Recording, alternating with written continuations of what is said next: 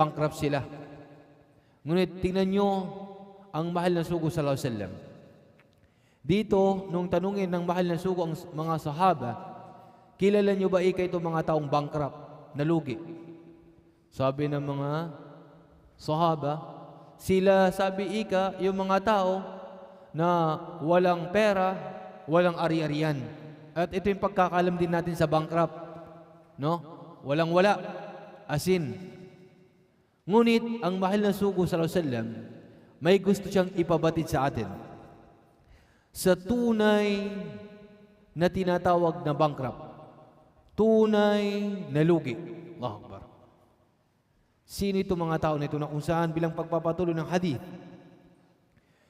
Innal muflisa min ummati, ang muflis sa aking umma, ya'ti yawmal qiyamah, darating siya sa kabilang buhay, bisalatin, siya'y nagsasala, siyam, nagpa-fasting, nagbibigay ng zakah. Tatlo. Ibig sabihin, gumagawa siya ng mga ibadah, gumagawa siya ng mga pagsamba. Allahu Akbar. Gumagawa siya ng mga pagsamba. Matanda ba daw sa open? Matanda nga, terora ka na. Di mo ka na. Open na ka. Masya Allah. Okay. Yan nga, darating sabi niya, Yawmul Qiyamah, ang tunay na bankrupt sa aking ummah, darating sa kabilang buhay, may sala, nagsasala siya, ito yung nakikita natin, nagpa-fasting, yes, nagbibigay ng zakah, nagbibigay ng kawanggawa. Ngunit sa kabila nito, sa kabila ng kanyang mga ibadat, mga pagsamba, may kasama rin, subhanallah, na kung saan, wayati, qad syatama hadha, wa daraba hadha, wa akalama hadha, na darating din siya na kung saan siya darating sa kabilang buhay, sa kabila ng mga gawaing pagsamba, may kasama rin itong paninirang puri sa kanyang kapatid. Subhanallah. Panlilibak sa kanyang kapwa. Allahu Akbar. Nagsasala, nagpa-fasting, gumagawa ng mga gawaing pagsamba. Ngunit, ang kanyang dila ay hindi mapigilan sa pagsasalita ng hindi maganda. Naninirang puri.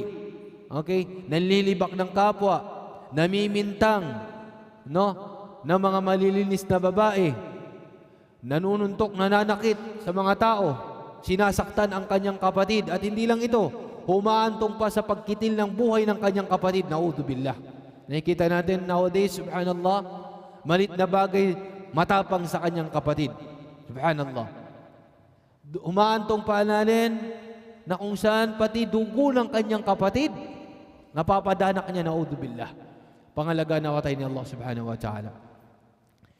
At itong mga tao na ito na ginawan mo ng pang-aapi, ginawa mo ng oppression, subhanallah, in the day of judgment, hihilingin nila ngayon ang kanilang karapatan. Allahu Akbar. Yung mga taong nilibak mo, mga taong ginawan mo ng hindi maganda, sinaktan mo, kinuha mo ang kailang ari-arian, kinain mo na hindi sa'yo, lahat ng mga masamang gawain. Ngayon, eto mga tao na inapi mo, bawat isa ay kukunin nila ang kailang karapatan. At alam niyong pambayad? Hindi pera, hindi kayamanan, bagkus ang pambayad sa kabilang buhay, ang mga good deeds na pinagsumikapan ninyo ngayon, subhanallah. Ang sala, ang qiyamul layl, ang pagbabasa mo ng Quran, ang pagpapasting mo, ang pagbibigay mo ng kawanggawa, lahat ng pinagsumikapan mong ibadah sa mundo, siya mong pambayad sa mga taong ginawan mo ng masama. A'udhu billah. Hirap nun. Napakahirap nun, subhanallah. Imagine, nagsusumikap ka sa mga gawaing pagsamba dito sa mundong ibabaw, ngunit hindi mo napipigilan ang iyong dila, ang iyong mga gawain sa masama. Lahat ng inapi mo, ginawan mo ng hindi maganda, lahat ay maniningil. Hindi dirham, Hindi riyal, hindi piso, hindi dollar ang pambayad. Ang pambayad doon ang mga good deeds na ginawa mo sa mundong ibabaw. Isipin mo yun. Allahu Akbar. Pinagsumikapan mong fasting. Allahu Akbar. Uhaw, gutom, ngunit ibabayad mo lang sa mga taong inapi mo. Naudzubillah. Kaya sa Islam, isa sa pinagbabawal ng Islam ang tinatawag na zulm, ang pang-aapi. Bawal na bawal yan. Oppression. Bawal na bawal yan sa pananampalatayang Islam. At inshallah, tatalakayin natin yan, inshallah. Panganib, sapagkat nakikita natin ngayon, hindi porket malaking bansa ka, aapin mo na yung malilit na bansa. Hindi ganon. Sa Islam, hindi porket dato ka, yung kapatid mo hindi dato, porket sultan ka, hindi sultan yung kapatid mo, ay pwede mo nang yurakan ang kanyang karangalan. Hindi pwede. Bawal yun sa pananampalatayang Islam. Tingnan yung kaganda ng Islam. Allahu Akbar. Tingnan yung ganda ng Islam. Now, sa kabilang buhay, eto mangyayari sa kabilang buhay. Nakapila ngayon yung mga taong ginawan mo ng hindi maganda. Inapi mo sa mundong ibabaw, subhanallah. Nilapastanganan mo ang kailang karangalan at ang bawat isa ay hihingi nilang kailang karapatan. Magbabayad ka ngayon. Ipambabayad mo ngayon si sala, si fasting, si zakah, si Quran. Ipambabayad mo dhikr, sadaka mo. Pambayad mo lahat ng mga ginawa mo. Pag once, itong mga tao na ito, wala pang, kumbaga, napakarami nila, manghihiling o hihilingin lang kayo ng karapatan. Ngayon, pag wala ka ng pambayad, subhanallah, ang kanilang mga masasamang gawain ay itatapon ngayon sa'yo. Then after that, ay itatapon ka na sa impyerno. At ito ang mga taong lugi. Naudzubillah. Ito ang tunay na lugi. Allahu Akbar. Ito ang katotohanan, mga kapatid, mga magulang sa pananampalatayang Islam, na sinabi ng mahal na sugo sallallahu alaihi wasallam, ang tunay na mga lugi, hindi sila yung walang pera, hindi sila yung walang kayamanan, hindi sila yung mga na-bankrupt dito sa mundo. Hindi sila ang tunay na lugi. Ang tunay na lugi sa kabilang buhay. Allahu Akbar. Yun ang tunay na lugi sa kabilang buhay, na kung saan yung mga ibadat pinagsumikapan mong pagsamba sa mundong ibabaw, ay ibabayad mo lang sa mga taong ginawan mo ng masama. Naudzubillah. At ito ang tunay na lugi, mga kapatid, mga magulang sa pananampalatayang Islam. Pag nalugi ka sa mundo, kaya mo pang bumangon. Alhamdulillah, kaya pa. Pero pag sa kabilang buhay, Allahu Akbar, wala na. Yawma la yanfa'u malu wala banun. Wala na kayamanan, mga anak. Allahu Akbar. Illa man atallaha biqalbin salim. Maliban sa binigyan ni Allah ng busilak na puso, malinis na puso, malayo sa shirk, malayo sa pagtatambal kay Allah subhanahu wa ta'ala. Kaya mga kapatid, mga magulang sa pananampalatayang Islam, ito ay bilang pagpapaalala sa ating mga kamusliman na ingatan natin ang tinatawag na pang-aapi, no? Pang-aapi sa ating mga kapatid. Mahirap, no? Huwag na huwag aapihin ang sino mang nasa baba mo. Huwag na huwag mong gagawan, lalo na't ang kanyang karangalan, ang kanyang honor, ang kanyang pinaghirapan na kayamanan, kukunin mo lang halimbawa, dadayahin mo siya. Huwag na huwag mong gagawin niyang kapatid, magulang sa pananampalatayang Islam. Huwag mong hayaan ang pinagsumikapang mong mga ibada at pagsamba dito sa mundo ay pambayad sa mga tao na yun na ginawa mo ng pang-aapi. Huwag na huwag, sapagkat sila ang mga tunay na lugi. Ang tunay na lugi, sila itong mga tao na wala nang mabuting gawain na kung saan pinambayad na lamang nila sa mga nagawa nila ng masama. Kaya habang maaga pa, habang may kakayaan ka pang humingi ng tawad sa iyong kapatid, ay gawin mo na. Sa magulang mo, sa kaibigan mo, sa mga taong nagawan mo ng hindi maganda, naapi mo siya, nasabihin mo ng hindi maganda, nalibak mo siya, naging dahilan ikaw ay nag-away ang pamilya at mag-asawa, o di kay magkakapatid, dinaya mo siya sa business niya, tinarantado mo siya, o lahat na. Ngayon kung kaya mo pang hilingin ang kanyang kapatawaran ay gawin mo na, kapatid magulang sa pananampalatayang Islam. At huwag mo nang hintayin pa na sa kabilang buhay ang mga gawaing pagsamba na pinagsumikapan mo ay siya mong pambayad, sapagkat ang magja-judge sa atin doon ay walang iba kundi ang dakilang tagapaglikha, Allah subhanahu wa ta'ala. Just Allahu Akbar. Siya ang hahatol sa atin. Allahu Akbar. Hindi na masusuhulan, walang suhol. Hindi kaya, walang palakasan. Allahu Akbar. Ang judge doon ay walang iba kundi ang dakilang tagapaglikha, Allah, na siyang may likha ng lahat, siyang may kakayahan.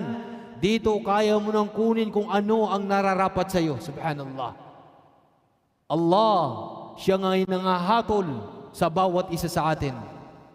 Wala ng palakasan, wala ng dato sultan, wala ng ikangay politician, wala na. Sapagkat Allah, siya ay adil, siya ay makatarungan sa kanyang mga alipin. Wa ma rabbuka bidhallamin lil abid. Tunay na si Allah ay hindi niya aapin ang kanyang mga alipin. Allahu Akbar. Kung anong ginawa mo, ito ang kabayaran. Nagsumikap ka, alhamdulillah, ito ang kabayaran. At ikaw ay naging palasway, tumanggi, tunay na may punishment of course sa'yo. Kaya, bawat isa ay gagawaran nakadepende sa kanyang mga gawain. Kaya that's why, magsumikap ang bawat isa at huwag mapabilang sa mga tao na yan na tunay na nga nalugi sa kabilang buhay. Sa kabila ng mga gawain pagsamba tulad ng sala, qiyamul layl, nagtahajjud ka pa, nagfasting ka, hindi ka kumain, uminom, grabing uhaw gutom mo, nagbigay ka ng kawang gawa sa mga tao, ngunit lahat ng pinagsumikapan mo pala ay napunta sa iba. Huwag mong hayaan, ganung kapatid magulang sa pananampalatayang Islam. Huwag mong hayaan na mapunta sa wala ang inyong pagsusumikap. Kaya, protektahan nyo, depensahan ninyo ang inyong mga ibadah, no? Depensahan ninyo sa mga gawaing pagsamba, ikhlas. Gawin ninyo mga gawaing pagsamba kay Allah na ikhlas. Maging mabuti kayo una sa inyong dakilang tagapaglikha at sa mga tao sa inyong paligid. Pangalagaan ninyo ang inyong mga pagsamba. Kaya dalangin ko kay Allah na nawa ay tanggapin ni Allah sa atin ang ating mga pagsusumikap, ang ating mga fasting, ang ating mga salah, at na ipatawarin tayo ni Allah sa ating mga pagkukulang, at igawad nawa ni Allah ang kapayapaan sa ating mga puso't isipan at sa buong mundo, at nawa ay ipagkaloob ni Allah ang kapatawaran sa atin at kabutihan sa atin sa mundo hanggang sa kabilang buhay.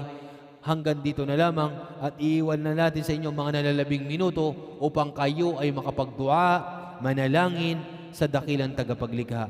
Hanggang dito na lamang. Subhanakallah bihamdik, nashhadu an la ilaha illa ant, nastaghfiruka wa atubu ilaik. Assalamu alaikum warahmatullahi wabarakatuh.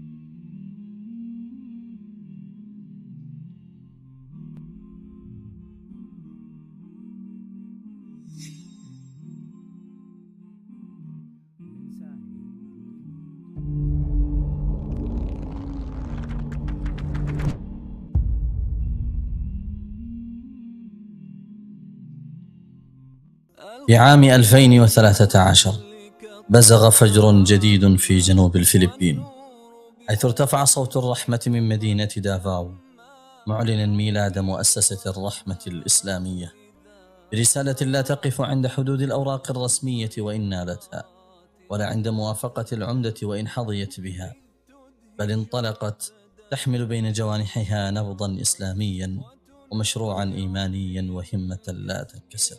وقد نشأت المؤسسة في بلد تدين غالبيته بالنصرانية، وتتشابك فيه التيارات الفكرية والدينية، فكان لزاما أن تكون الحكمة ركيزتها، والرحمة لغتها، والرفق سبيلها في دعوة الناس إلى نور الإسلام. ففي وطن تتعانق فيه اللغات، وتتمايز فيه القبائل، وتتباين فيه العادات والتقاليد، حيث يقطن المرناو والتاوسك والمجندناو والإيرانون والسامة والكاغان، إضافة إلى حديث الإسلام، فقد اختارت المؤسسة أن تكون جسرا للتواصل ويدا للبناء ولسانا ناطقا بالحكمة والموعظة الحسنة.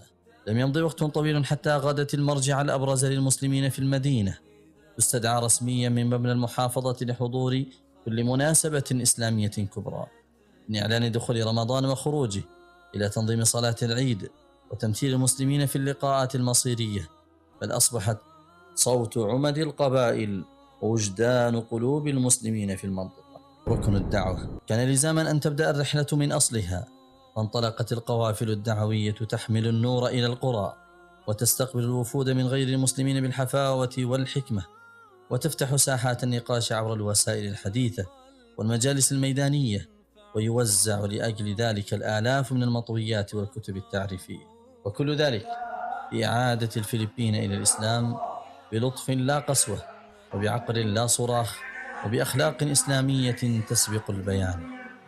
ركن التعليم. ولأن البناء لا يكتمل بلا علم، امتدت يد الرحمة لتؤسس برامج تعليمية راسخة تكمل الركن السابق، ومنها متابعة المسلمين الجدد وتعليمهم أولويات دينهم، تدريب وتأهيل الدعاة بما يعينهم على التبليغ الراشد، ملتقيات دعوية تنعش القلوب وتشد أزر الداخلين إلى الإسلام وتثبت أقدامهم على طريق النور، مشروع ترجمة معاني القرآن الكريم إلى اللغة البساية ليصل بذلك لأكثر من 40 مليون ناطق بها. ركن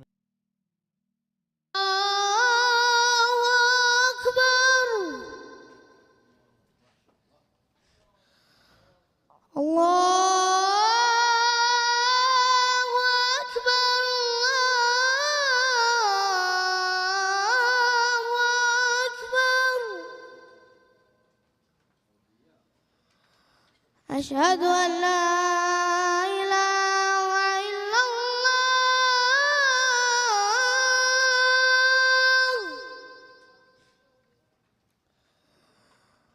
أشهد أن لا إله إلا الله.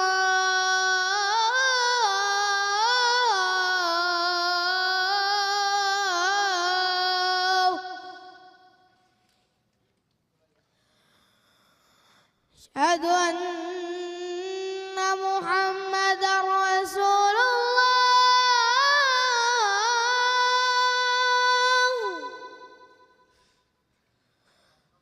أشهد أن محمدًا رسول الله.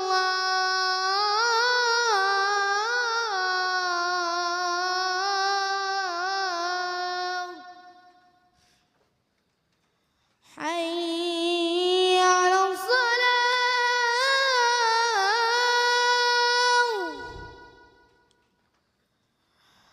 حي على الصلاة.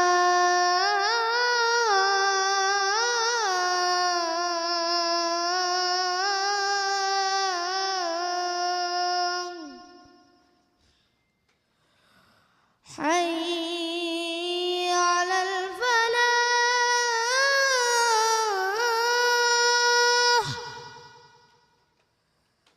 حي على الفلاح.